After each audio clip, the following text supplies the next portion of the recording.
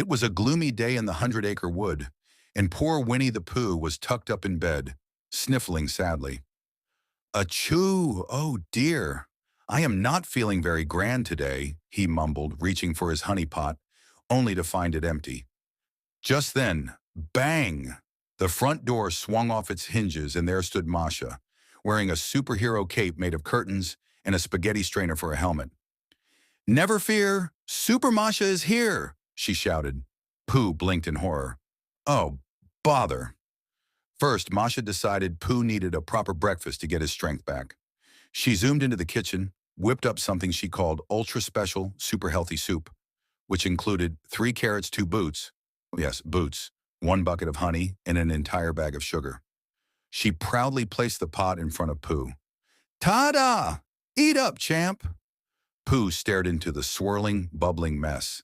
A boot floated to the surface. He bravely took a tiny spoonful and immediately fell backward off his chair. "Delicious?" Masha asked. "Memorable," Pooh coughed, but Masha was already on to the next big idea. "Exercise. We must get your body moving," she cried, tying Pooh's feet to a skateboard and pushing him out the door. Pooh zoomed downhill, picking up terrifying speed. He careened through Rabbit's carrot patch, crashed into Kanga's laundry line, and did 3 accidental cartwheels before landing headfirst in a haystack. Oh, bother, he muttered from inside the hay. Thinking she hadn't done enough yet, Masha decided Pooh needed something exciting to cheer him up. "I'll turn your house into a rocket ship."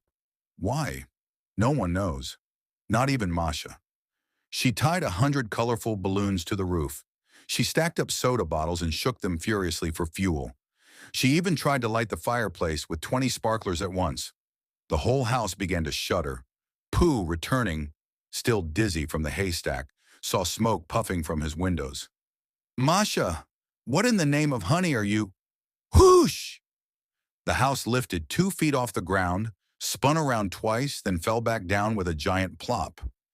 Every dish rattled, every picture tilted sideways, and Pooh's bed ended up somehow stuck to the ceiling. Pooh stood very, very still. Masha beamed proudly. "I did it! I made it better!" Pooh took a very deep breath, wiped whipped cream, where did that come from, off his nose and said as kindly as he could, "Masha, dear, perhaps it would be best if you went home now." "But I was helping," she pouted. "And help you did," Pooh smiled, his fur singed and one ear still smoking slightly. "But I believe I shall take care of myself, quietly." Masha gave a huge dramatic sigh, saluted with her spaghetti helmet, and marched out singing, "Super Masha." "Away!" Pooh sat down in his now slightly bouncy armchair, looked around at his upside-down living room, and sighed with a tired smile. "At least," he said, grabbing a fresh jar of honey, "I still have my priorities straight."